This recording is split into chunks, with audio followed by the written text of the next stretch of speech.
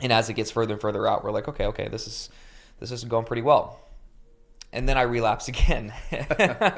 Relapse again, and ultimately have to go in for the BMT, which, as I've described previously, was not a good time. And again, you had to cover things, and that was, it was difficult for me because it was something that was so rooted within the disciplinary daily and weekly practice, that I had to sit back and go, I have to sit here and collect myself again. I have to redistribute what I'm looking at in terms of what's possible in this moment while I'm trying to recover, because the bone marrow transplant was obviously brutal. I'll watch my language there, but it was brutal. I mean, you were there for almost a week of my recovery during that process, and that was not a good time. And so then coming out of that, going into 2025, this is where I believe my full self, especially after that trip to Scotland, I was able to come back, reset, and I was able to take that time to analyze and to reflect and to optimize self going into 2025. Get back home. I get back to the work that you'd been doing, and that is where I believe self and then reaction of others, really, they were just so aligned at that point. They were and they were both well fed. They were both being supplied with so much nutrients that they were blooming into something absolutely incredible. And then going into the end of 2025 into this year here, where we said in January, I mean, I remember that conversation vividly, because we now look back and we're like, no idea this is where we would be not even 6 months in. And to look back, that was because of for my journey, it was the care, it was the caring for, the collection of, the reflection of, and then the analyzation, and ultimately the optimization.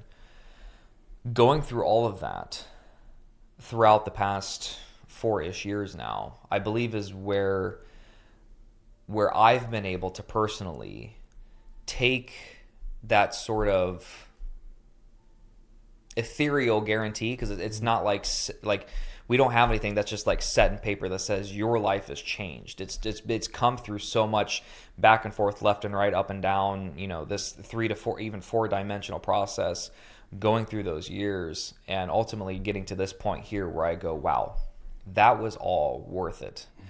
And it was worth it because, to try to wrap things up here, is that throughout that time, I still relied upon a sense of discipline that I was ultimately optimizing, but enabling myself to rely upon, but to continue to build.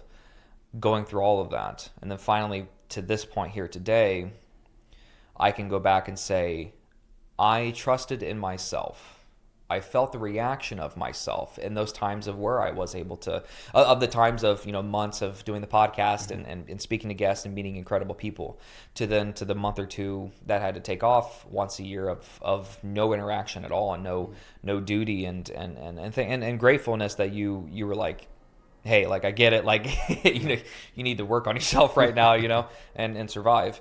But coming out of that into then, now we have the fire of reaction of others, plus the fire of self that has just come to this that has grown into this absolutely beautiful thing.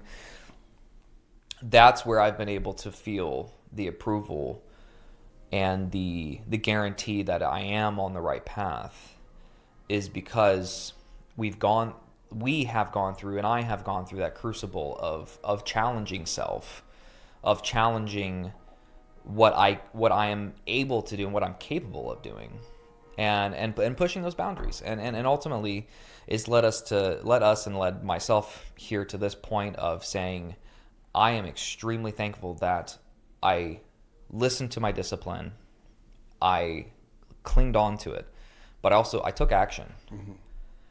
In those separate bouncing backs from months or simply just severity of treatment.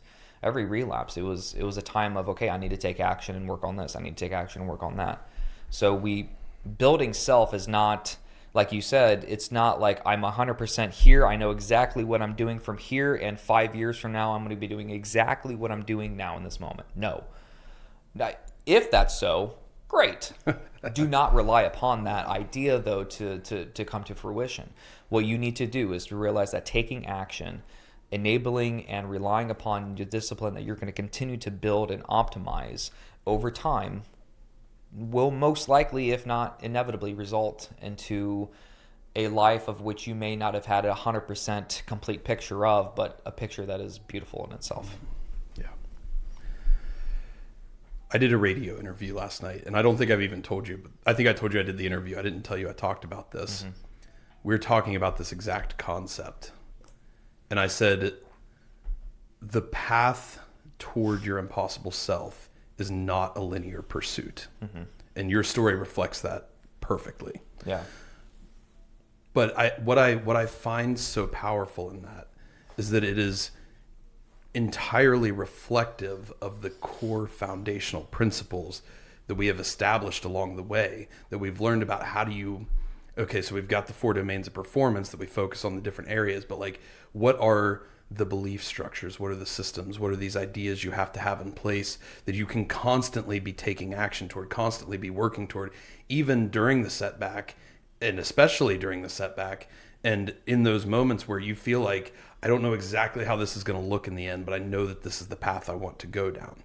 Because like you said, it's never going to happen that you just have this, okay, I've got this idea, I've got this dream outcome, and I'm just going to take a perfectly linear path. It just doesn't work that way. That is not humanity. That's not the human experience. So it's not a linear path. And you have to display these foundational principles, like an unruly faith in your own potential, which you had every single time, in knowing that, hey, I don't know how this 4th battle with cancer is going to play out, but I know the kind of person I can build from it. And so I'm going to put my energy into that. And that's exactly what you did. You viewed your potential as your own responsibility. I don't, like, you looked at it and said, I don't know where I'm going to end up at the end of this bone marrow transplant. It could kill me. Mm-hmm. It could severely damage my body permanently. But I know that I have the potential to do something great, not in spite of this, but because of this. And therefore, I'm going to assume that responsibility. And with great responsibility comes great power. Power over the situation because of the individual you build in the face of it. And on that interview, what I told people is I said, words build beliefs. Beliefs build action. Action builds dreams. And I believe that so powerfully. That whole stepwise process. It starts with the words we tell ourselves about ourselves. Those help shape and mold our beliefs about who we are, where our potential lies, what we're capable of. From those beliefs, we can start establishing action toward the direction of where we think we want to go. We are never going to have that totally locked down, and almost in every case, it will never turn out exactly how we foresaw it, because life, humanity, the universe are ever evolving concepts. Mm-hmm. Entropy is real. Yeah, 100%. It's always moving. In one direction. Yeah.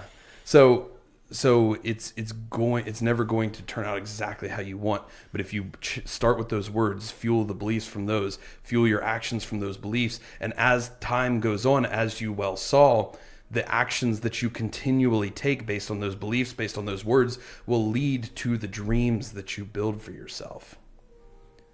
And we'll always be in a phase of building dreams, because